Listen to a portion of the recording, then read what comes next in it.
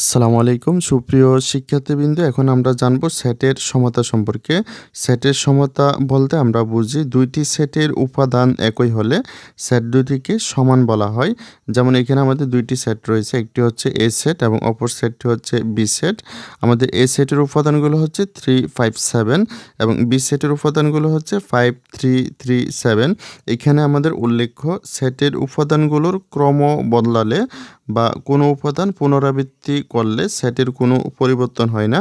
অর্থাৎ সেটের ক্ষেত্রে সেটের যে উপাদানগুলো রয়েছে সেগুলো যদি ক্রম বদলিয়ে লেখা হয়, অর্থাৎ উপাদানগুলো আগে পরে লেখা হয়, বা কোনো একটি উপাদানকে যদি পুনরাবৃত্তি করে লেখা হয়, অর্থাৎ কোনো একটি উপাদান একাধিকবার লেখা হয়, তাহলে সেটের কোনো পরিবর্তন হবে না। অর্থাৎ আমাদের বি সেটে যে 3 কে 2বার লেখা হয়েছে, এটি মূলত আমরা সেটের ক্ষেত্রে 3 কে একবার ধরবো। আর 5 কে 3-র আগে লেখা হয়েছে, এটিকে আমরা 5 কে 3-র পরে লিখতে পারি। তারপরে রয়েছে আমাদের 7, অর্থাৎ 3, 5, 7 যে 3টি উপাদান রয়েছে এটি মূলত আমাদের বি সেটকে বোঝানো হয়েছে। অর্থাৎ বি সেটকে আমরা 5, 3, 3, 7 না বলে 3, 5, 7ও কিন্তু বলতে পারি।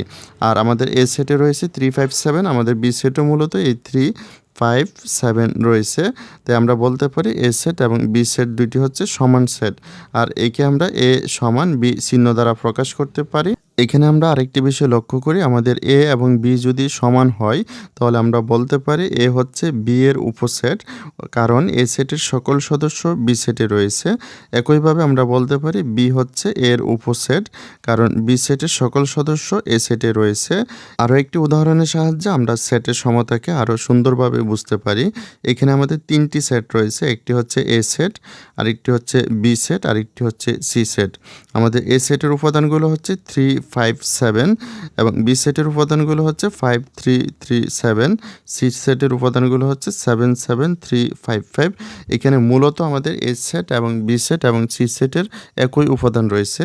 যেমন আমাদের এ সেটে রয়েছে 3, 5, 7, আমাদের বি সেটে কিন্তু 3, 5, 7 রয়েছে।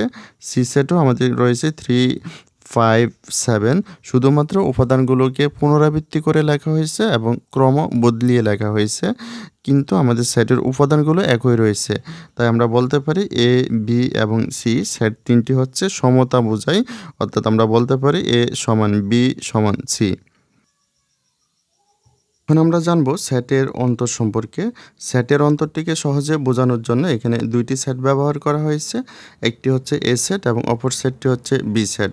এ সেটের উপাদানগুলো হচ্ছে 1, 2, 3, 4, 5 এবং বি সেটের উপাদানগুলো হচ্ছে 3, 5।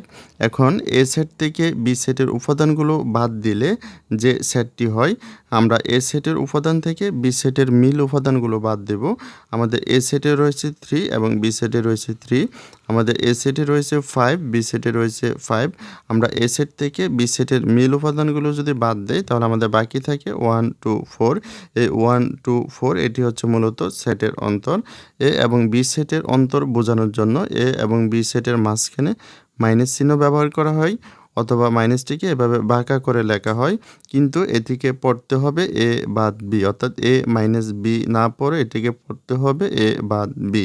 সুতরাং আমরা বলতে পারি এ এবং বি সেটের অন্তর হচ্ছে, আমরা লিখব এ বাদ বি সমান, আমরা এ সেটের যে উপাদানগুলো রয়েছে সেটি লিখব, তারপরে আমরা বাদ চিহ্ন দিয়ে বি সেটের উপাদানগুলো লিখব।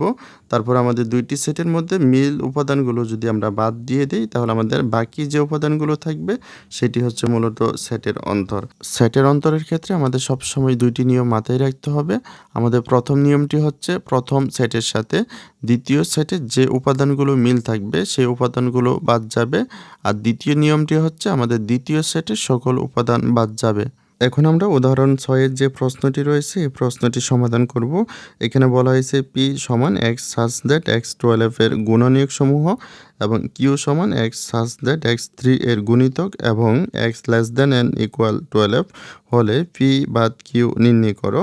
এখানে আমাদের দুইটি সেট রয়েছে, একটি হচ্ছে পি সেট এবং অপর সেটটি হচ্ছে কিউ সেট। তারপরে বলা হয়েছে পি বাদ কিউ, অর্থাৎ পি এবং কিউ সেটের অন্তরটি নির্ণয় করতে বলা হয়েছে। তাই আমরা প্রথমে লিখব দেওয়া আছে, আমাদের দেওয়া আছে কি পি সেট যেটি রয়েছে আমরা এটি লিখলাম। আমাদের রয়েছে পি সেটে রয়েছে এক্স সাচ দ্যাট এক্স হচ্ছে 12 এর গুণনীয়ক সমূহ। আমরা প্রথমে 12 এর গুণনীয়ক সমূহ বের করব। 12 এর গুণনীয়ক বলতে বোঝায় 12 কে দুইটি সংখ্যার গুণ আকারে লিখব। আমরা প্রথমে 1 দ্বারা লিখতে পারি, 12 একে 12, তারপর আমরা 2 দ্বারা লিখতে পারি, 6 দুগুণে 12, তারপর আমরা 3 দ্বারা লিখতে পারি, 3 ছাড়া 12। তাহলে আমরা 12 এর গুণনীয়কগুলো পাচ্ছি 1 2 3 4 6 12। তো আমরা এখানে লিখব 12 এর গুণনীয়ক সমূহ হচ্ছে 1 2 3 4 6 12। এখন এটি যেহেতু আমাদের একটি সেট, তো আমরা এই গুণনীয়কগুলো বা এই উপাদানগুলো দিয়ে একটি সেট তৈরি করব। অর্থাৎ এই উপাদানগুলো যদি আমরা একটা সেকেন্ড ব্র্যাকেটের মধ্যে রাখি, তাহলে এটি একটি সেট হয়ে যাবে। আমরা লিখলাম, সুতরাং পি সমান আমাদের 12 এর যে গুণনীয়কগুলো রয়েছে সেগুলো আমরা সেট আকারে লিখলাম। এখন আমরা কিউ যে সেটটি রয়েছে এই সেটটির মানগুলো আমরা বের করব বা উপাদানগুলো বের করব। তো আমরা প্রথমে লিখব, আমাদের দেওয়া আছে কিউ সমান x such that x3 এর গুণিতক এবং x less than and equal 12। এখানে বলা হয়েছে x হচ্ছে 3 এর গুণিতক, কিন্তু এখানে বলা হয়েছে x এর মানটি হচ্ছে 12 অপেক্ষা ছোট এবং সমান। অর্থাৎ আমরা 12 অপেক্ষা ছোট এবং সমান 3 এর যে গুণিতকগুলো রয়েছে সেগুলো লিখব। তাহলে 12 অপেক্ষা ছোট এবং সমান 3 এর গুণিতকগুলো হচ্ছে 3 6 9 এবং 12।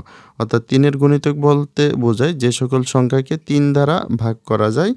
অর্থাৎ 3 এর যে নামাতা রয়েছে সেই সংখ্যাগুলোই মূলত 3 এর গুণিতক, 3 6 9 12।